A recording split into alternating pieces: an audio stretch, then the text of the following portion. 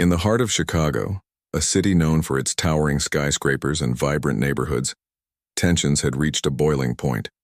The relationship between the police and some parts of the community was strained, with protests erupting almost weekly over incidents of alleged misconduct. People were frustrated, angry, and losing trust in those sworn to protect them. Amidst this chaos, Detective Carl Myers found himself under immense pressure. A seasoned officer with years of experience, Carl was known for his tough approach and no-nonsense attitude, but lately things weren't going well for him, or for the department. A string of high-profile burglaries had shaken the wealthy neighborhoods on the north side of Chicago. Expensive jewelry, cash, and electronics had been stolen from homes, leaving residents feeling unsafe and demanding answers. The media was relentless, running headlines that painted the police as incompetent. The mayor's office was breathing down everyone's necks, and Carl felt the weight of it all pressing heavily on his shoulders. He needed a break in the case, and he needed it fast. Carl's partner, Officer Ryan Holt, was younger but equally eager to prove himself. Together, they spent long hours combing through evidence, interviewing witnesses, and following leads. But nothing seemed to pan out. Every suspect they brought in turned out to be a dead end, and every lead fizzled away into nothingness. Frustration mounted until one day, during a meeting with their captain, Carl made a bold decision. "We need someone to pin this on," he said firmly. "If we don't find a scapegoat soon, the whole department will look bad." Captain Lewis frowned but didn't argue. Everyone in the room knew how these things worked. Pressure from above often led to shortcuts being taken, especially when public perception mattered more than justice. So, Carl and Ryan began brainstorming. Names, people who could easily fit the profile of a burglar without raising too many eyebrows. That's when Michelle Carter came up. Michelle was a name they recognized from recent protests against police brutality. She was a community organizer, always speaking out about inequality and calling for reform. Her voice carried weight, and she wasn't afraid to challenge authority. To Carl, she seemed like the perfect target. Not only would framing her take the heat off the department, but it might also silence one of their most vocal critics. It was a win-win situation, or so they thought. Michelle lived in a modest apartment on the south side of Chicago. She worked tirelessly to improve conditions in her neighborhood, organizing food drives, educational workshops, and peaceful demonstrations. Despite facing challenges daily, she remained hopeful, believing that change was possible if enough people stood together.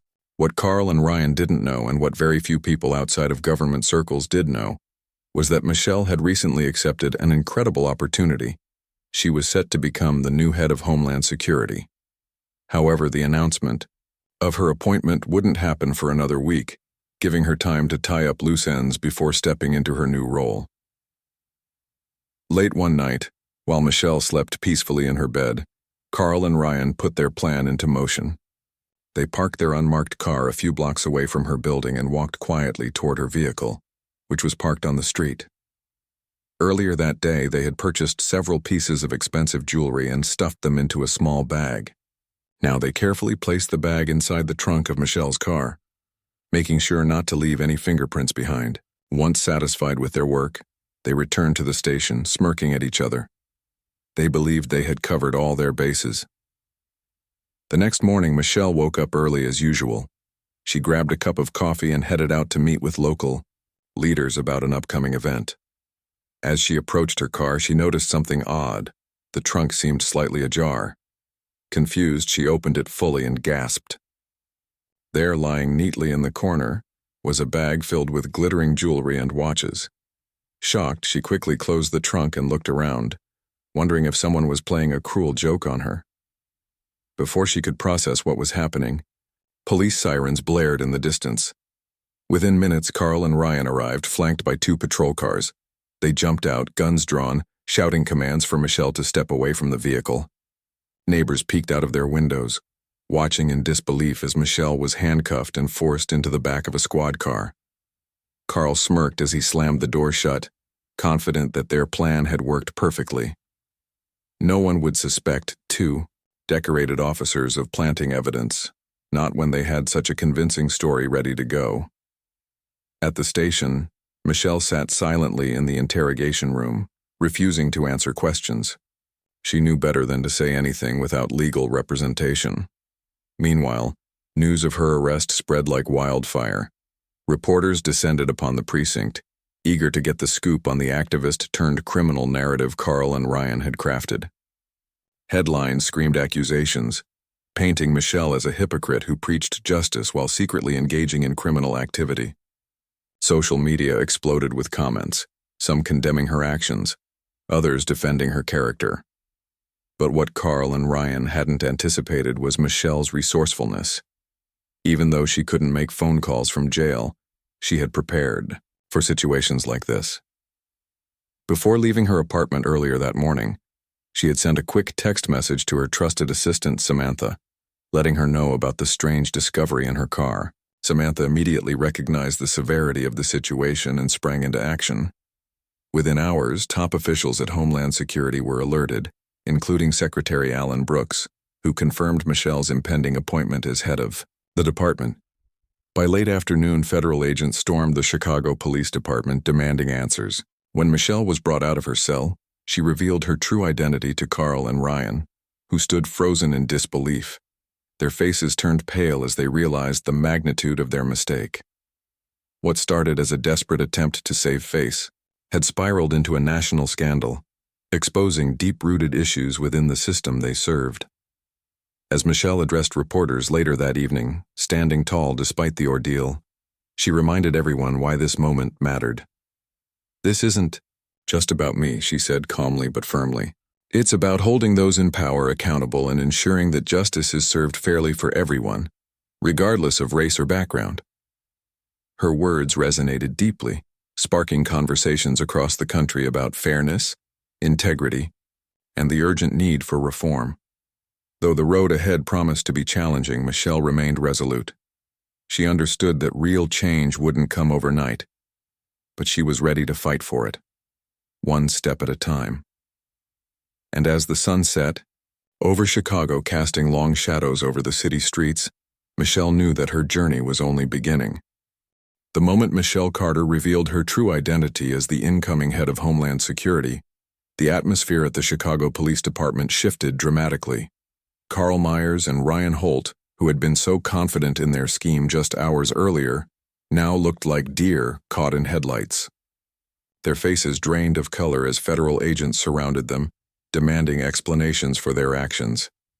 The once bustling precinct fell eerily silent, with officers exchanging nervous glances, unsure of what to do or say. Michelle, still calm and composed despite the whirlwind of events, stood tall as the agents confirmed her status. She didn't gloat or lash out at Carl and Ryan. Instead, she simply stated, "This isn't over." Her words carried weight, and everyone in the room understood that there would be consequences, not just for the two detectives but potentially for the entire department.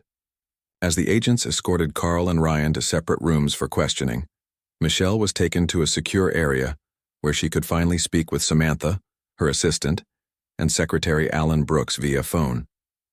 Samantha arrived shortly after, bringing with her legal documents and instructions from Washington, D.C. Together, they began laying the groundwork for an investigation into the misconduct. Meanwhile, Secretary Brooks issued a public statement acknowledging Michelle's appointment and condemning the attempt to frame her. "We will not tolerate corruption or abuse of power," he declared during a televised address. "Justice must prevail, and those responsible will be held accountable." Back at the precinct, Carl and Ryan were struggling to process what had happened. In the interrogation room, Carl slumped in his chair, staring blankly at the wall. He replayed the events of the past few days in his mind, trying to figure out where things had gone wrong. How could he have guessed that Michelle was about to become one of the most powerful figures in the country? It seemed impossible, yet here they were, facing charges that could end their careers and possibly land them in prison. Ryan, on the other hand, was visibly shaken. Unlike Carl, who had years of experience navigating difficult situations, Ryan was relatively new to the force. He hadn't questioned Carl's plan when it was presented to him because he trusted his partner's judgment. Now, however, doubt consumed him. Was this really worth risking everything for? What if Carl had lied to him?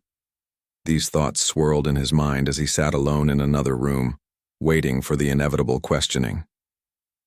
Federal investigators wasted no time getting to work. They reviewed surveillance footage from the area near Michelle's apartment, discovering grainy images of two men tampering with her car late at night. Though the video quality wasn't perfect, it was enough to raise suspicions. Next, they examined the evidence found in Michelle's trunk, the jewelry and watches planted by Carl and Ryan. Forensic tests quickly confirmed that none of Michelle's fingerprints were on any of the items. Instead, traces of gloves commonly used by law enforcement were detected, further implicating the officers. As news of the investigation spread, the media frenzy intensified. Reporters camped outside the precinct, eager to capture every detail of the unfolding drama. Social media buzzed with reactions ranging from outrage to disbelief. Some people expressed sympathy for Michelle, praising her resilience and calling for justice. Others defended the police, arguing that mistakes happen and that the situation might not be as clear-cut as it seemed. Amidst the noise, Michelle remained focused. She gave brief statements to the press, emphasizing the importance of accountability and transparency. Inside the station, tensions continued to rise. Captain Lewis called an emergency meeting with his team, urging them to cooperate fully with the federal investigators. "This is bigger than all of us," he warned.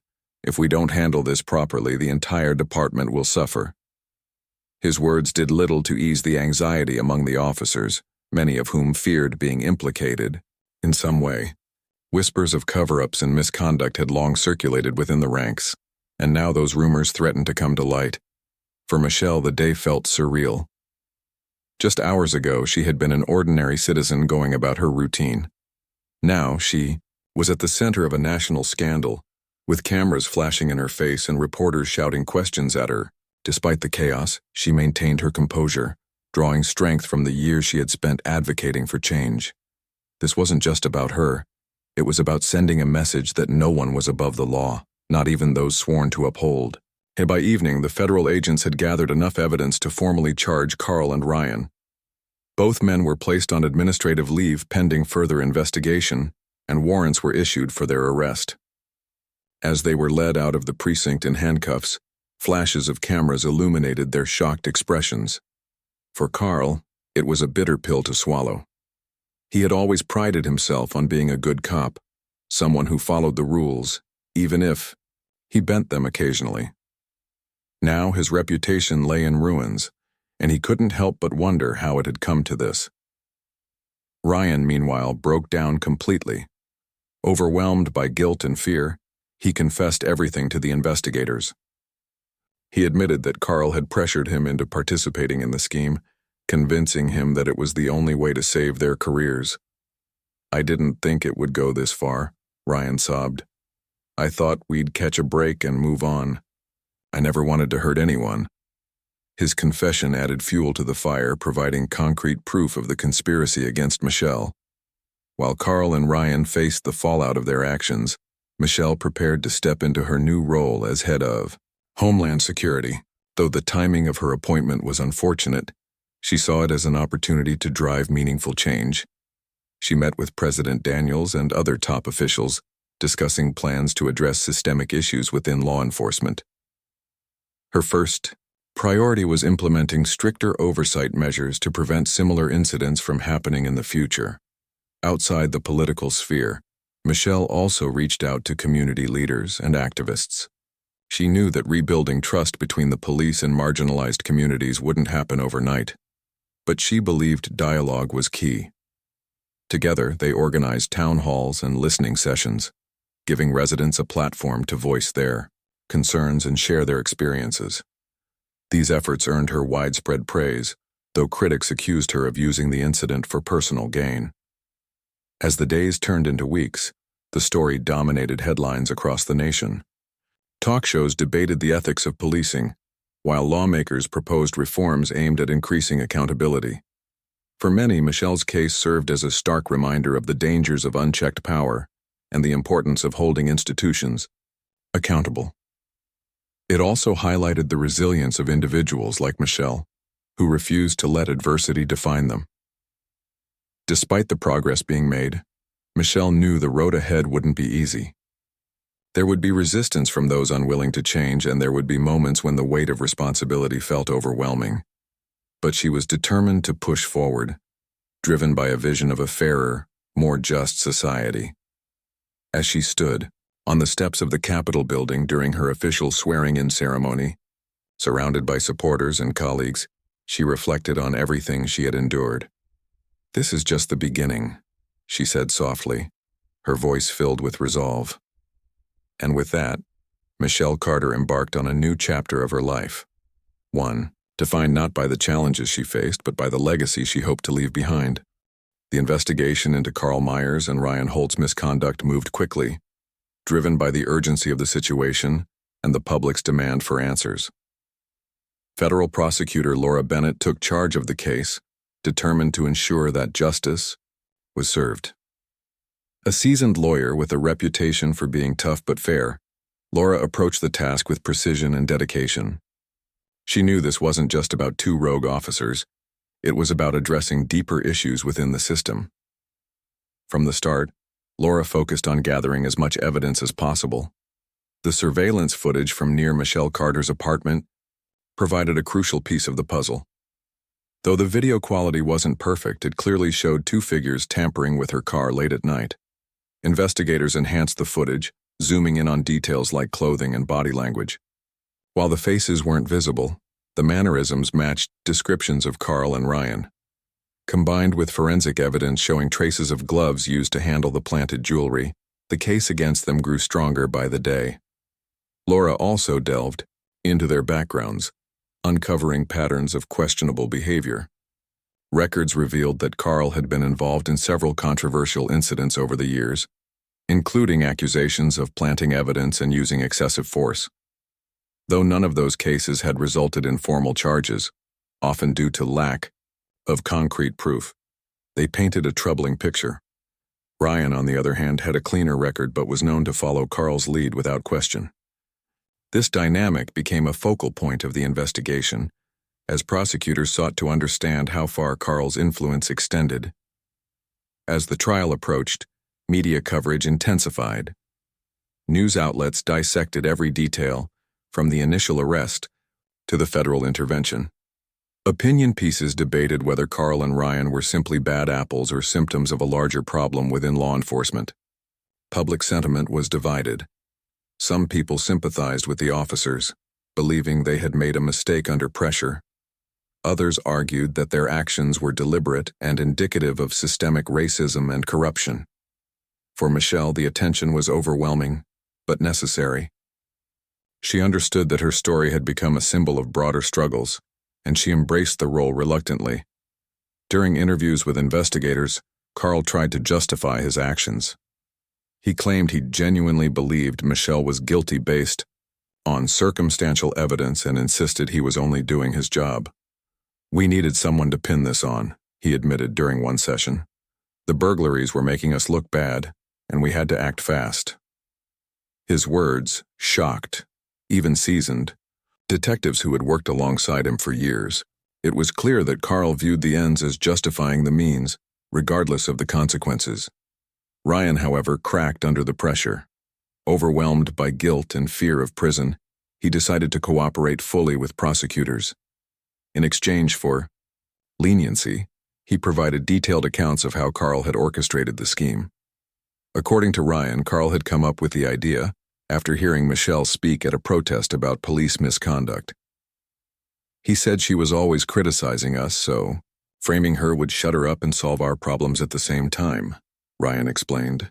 "I didn't want to do it, but he convinced me it was the only way." Ryan's confession added weight to the prosecution's case, but it also highlighted the power dynamics within the department. Many junior officers looked up to veterans, like Carl, trusting their judgment and following their lead. When those leaders crossed ethical lines, it created a ripple effect, pulling others down with them. Laura emphasized this point during press conferences, urging departments nationwide to address toxic cultures that enabled such behavior. Back in Chicago, the scandal prompted widespread reforms. Community activists seized the moment, pushing for changes that had long been delayed. They demanded better training for officers, stricter accountability measures, and more transparency in investigations. Local officials listened, recognizing the need to rebuild trust with residents. New programs were introduced, focusing on cultural sensitivity and de-escalation techniques.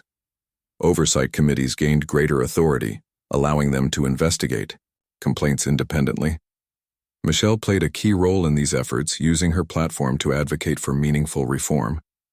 She met regularly with community leaders, listening to their concerns and sharing her vision for change. Her approach was collaborative, emphasizing the importance of working together to create solutions. "We can't fix everything overnight," she told a group of activists during one meeting. "But if we stay committed, we can make progress, one step at a time." Despite her busy schedule, Michelle remained grounded, drawing strength from her roots. She often visited her old neighborhood, checking in with friends and neighbors who had supported her through thick and thin. These interactions reminded her why she fought so hard, not for personal glory, but for the people who deserved better. Her humility earned her respect, even from critics who initially doubted her intentions. The trial finally began months later, capturing national attention. Courtrooms were packed with spectators, and live streams drew millions of viewers. Lawyers presented their arguments, laying out the facts for the jury to consider. Laura delivered a powerful opening statement, reminding everyone of the stakes. "This isn't just about two officers," she said. "It's about holding our institutions accountable and ensuring that justice is blind, not biased." Carl maintained his stance throughout the proceedings, refusing to admit wrongdoing. He portrayed himself as a victim of circumstance, arguing that he had acted in the best interest of the department. His defense team attempted to cast doubt on the evidence, questioning its reliability and pointing fingers at procedural errors. But their efforts fell flat in the face of overwhelming proof. Ryan, on the other hand, took full responsibility for his role in the conspiracy. During his testimony, he apologized to Michelle and the community, acknowledging the harm caused by his actions. "I let myself be manipulated because I was scared," he admitted. "But that's no excuse. What we did was wrong, and I'm sorry." His honesty resonated with many, offering a glimpse of redemption amid the chaos.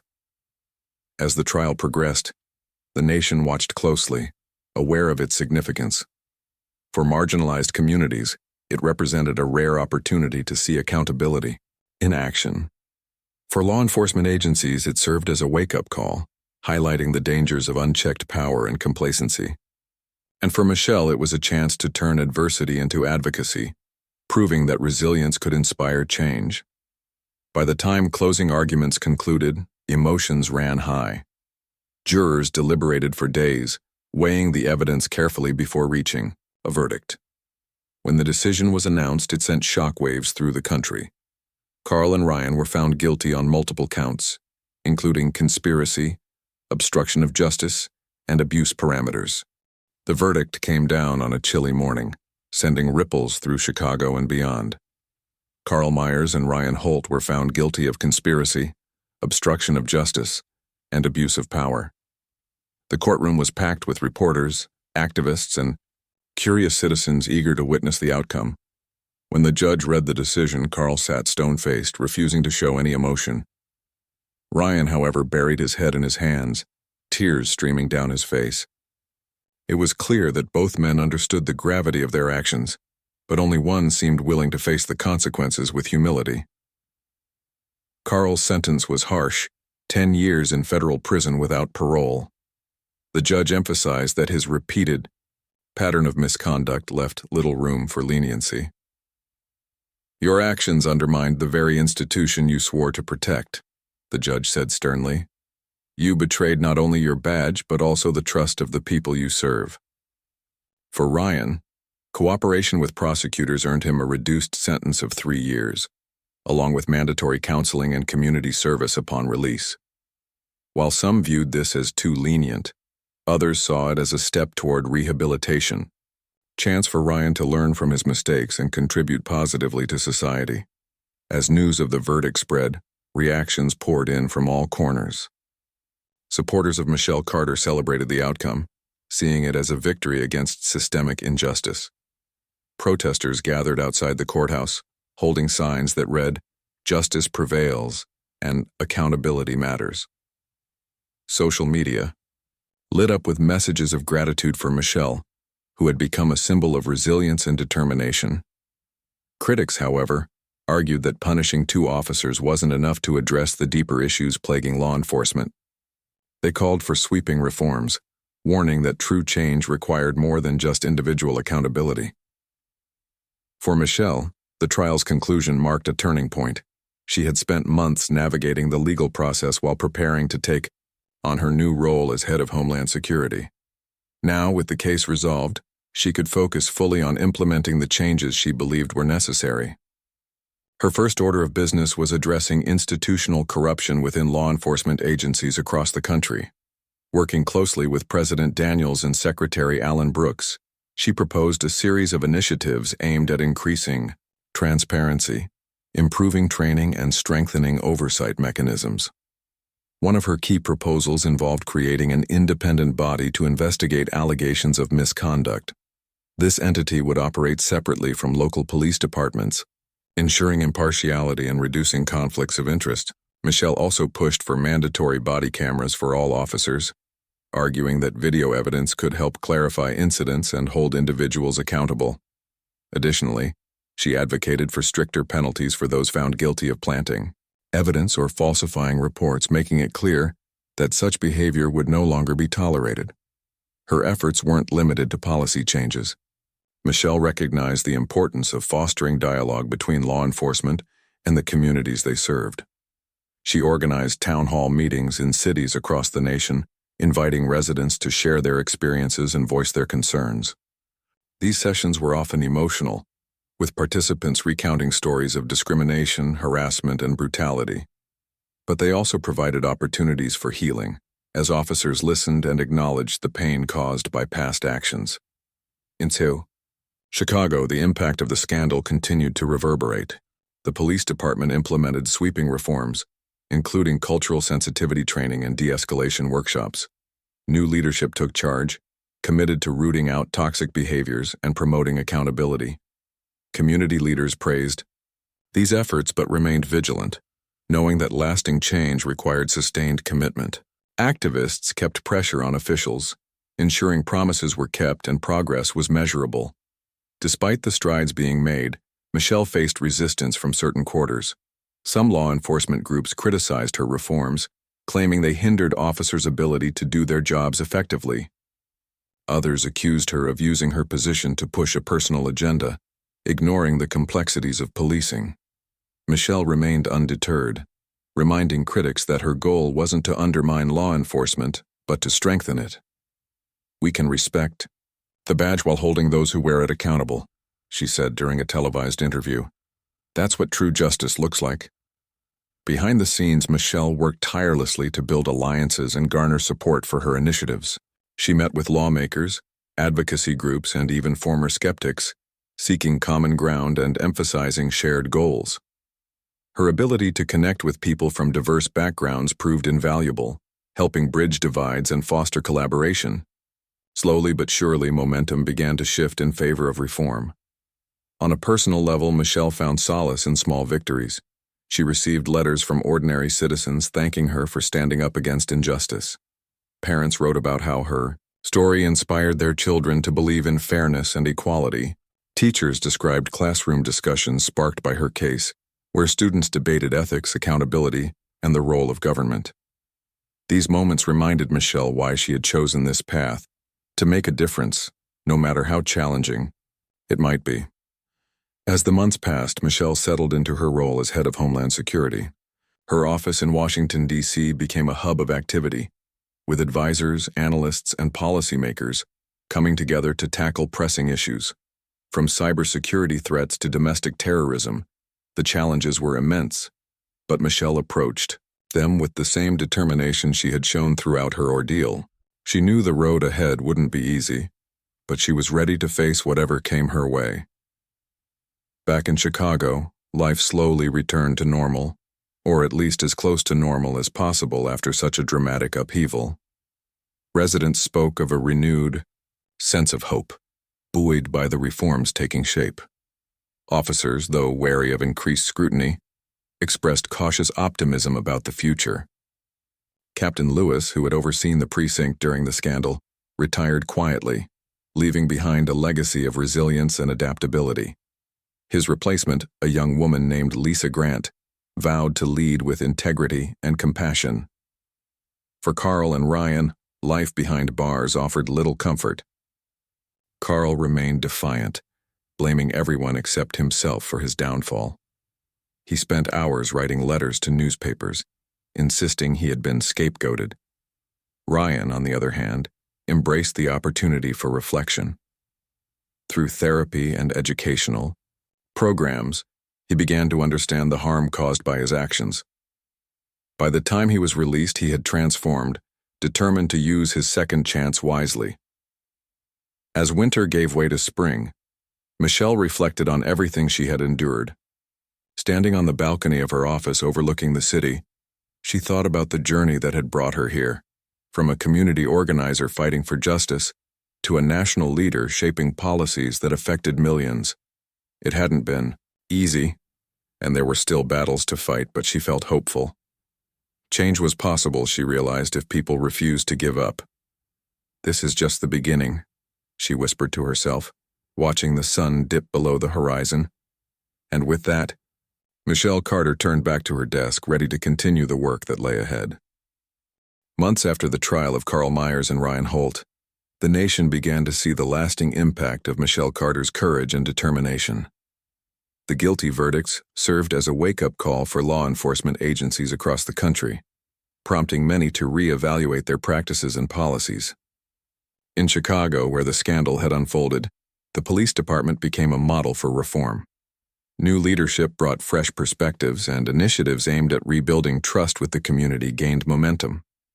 For Michelle, this was just the start of a much larger mission. As head of Homeland Security, Michelle wasted no time implementing nationwide changes. She worked closely with Congress to draft legislation focused on accountability and transparency within law enforcement. One of her first victories was the passage of the Law Enforcement Accountability Act, which mandated independent oversight boards in every state. These boards would investigate allegations of misconduct and ensure that officers who broke the rules faced appropriate consequences. The act also required departments to provide regular reports on use of force incidents, creating a public record that could be monitored for patterns of abuse. Michelle didn't stop there. Recognizing that technology played a crucial role in modern policing, she pushed for advancements in data collection and analysis. Under her leadership, Homeland Security partnered with tech companies to develop tools that could track officer behavior and identify potential red flags before they escalated into serious issues. Body cameras became mandatory for all federal agents, and funding was allocated to help local departments adopt similar measures. "We can't fix what we don't measure," Michelle often said during meetings. "Transparency is the foundation of trust." Her efforts extended beyond law enforcement. Michelle understood that systemic problems like racism and inequality couldn't be solved by targeting one institution alone. They required a holistic approach. She launched programs aimed at addressing root causes such as poverty, lack of education, and unemployment. Working with nonprofit organizations and community leaders, she secured grants to fund job training programs, mentorship initiatives, and affordable housing projects. Her goal was simple: to create opportunities for people who had long been marginalized. The UAE media continued to follow Michelle's journey closely, portraying her as both a trailblazer and a symbol of resilience. Talk shows invited her to share her story, and magazines featured her on their covers. Some praised her unwavering commitment to justice, while others questioned whether her reforms went far enough. Critics argued that policy changes took too long to yield results and that more drastic measures were needed. Michelle listened to these voices, acknowledging that perfection was impossible. but she remained steadfast in her belief that progress, no matter how slow, was worth pursuing. 1. Of Michelle's proudest achievements came when she unveiled a national task force dedicated to combating domestic terrorism. Composed of experts from various fields, law enforcement, cybersecurity, psychology, and sociology, the task force tackled threats ranging from hate groups to online radicalization. Michelle emphasized the importance of collaboration, reminding everyone involved that unity was their greatest strength. "We're stronger together," she told the team during their inaugural meeting. "Let's show the world what we can accomplish when we work as one." Despite her successes, Michelle faced challenges along the way. Resistance from certain factions within law enforcement persisted, with some officers viewing her reforms as an attack on their profession. Anonymous messages flooded social media, accusing her of being anti-police. Protesters occasionally gathered outside Homeland Security headquarters, holding signs that read, "Back off our cops." Michelle responded with calmness and resolve, hosting forums where critics could voice their concerns. She listened attentively, engaging in respectful dialogue even when opinions clashed. Over time, many skeptics softened their stance, realizing that Michelle's intentions weren't about blame, but about improvement. On a personal level, Michelle found balance amidst the chaos. She made it a point to visit her hometown regularly, reconnecting with family and friends who had supported her through thick and thin. Her mother, a retired teacher, often reminded her to take care of herself. "You can't pour from an empty cup," she'd say, urging Michelle to prioritize rest and self-care. Taking this advice to heart, Michelle started practicing yoga and meditation, finding peace in quiet moments away from the spotlight. Her relationship with Samantha, her trusted assistant, grew stronger as well. The two women developed a bond that went beyond professional boundaries, sharing laughter and tears as they navigated the ups and downs of Michelle's demanding role. Samantha admired Michelle's ability to stay grounded despite the pressure, while Michelle appreciated Samantha's loyalty and sharp mind. Together they formed a dynamic duo capable of tackling anything that came their way. As the months turned into years, Michelle's influence reached far beyond U.S. borders. International leaders sought her counsel on issues related to security and justice, recognizing her unique perspective as someone who had experienced adversity firsthand. She traveled the globe, speaking at conferences and meeting with dignitaries, always advocating for fairness and equality. Her message resonated deeply, inspiring countless individuals to stand up against injustice in their own communities. Back home, signs of progress were evident. Crime rates in cities like Chicago dropped significantly, thanks in part to improved policing strategies and stronger community ties. Activists reported feeling heard and respected by authorities, marking a shift from the hostility of previous years. Young people, inspired by Michelle's example, pursued careers in public service, eager to make a difference. Schools incorporated lessons on ethics and civic responsibility into their curriculums, planting seeds of change for future generations. For Carl Myers and Ryan Holt, life moved forward in different directions. Carl, now serving his sentence in a federal penitentiary, remained bitter and unrepentant. He spent his days writing letters to newspapers, insisting he had been unfairly targeted. Few paid attention to his claims, dismissing them as sour grapes. Ryan, on the other hand, embraced his second chance. After completing his term, he enrolled in college, studying criminal justice with the hope of becoming a counselor for at-risk youth. His transformation served as a reminder that redemption was possible, even in the face of grave mistakes. As Michelle stood on the steps of the Capitol building during a ceremony honoring her contributions, she reflected on how far she had come. From a young girl growing up in a struggling neighborhood to the head of one of the most powerful agencies in the country, her journey had been anything but ordinary. Yet she knew the work wasn't finished. There were still battles to fight, still voices to amplify, still lives to touch. "This isn't about me," she said during her speech, her voice steady and sincere. "It's about all of us working together to build a better tomorrow. A tomorrow where everyone is treated fairly, where justice truly serves everyone equally." Applause erupted around her, echoing across the crowd gathered to celebrate her achievements. When the event ended, Michelle returned to her office, ready to dive back into the day's tasks. Outside her window, the city buzzed with energy, a testament to the resilience of its people. As she gazed out at the skyline, she felt a sense of hope, a belief that the best was yet to come. And with that thought, Michelle Carter smiled, knowing she had done everything in her power to leave the world a little brighter than she had found it. She picked up her pen and began drafting notes for her next initiative, determined to keep pushing forward. The road ahead might be long, but she was prepared to walk it, one step at a time.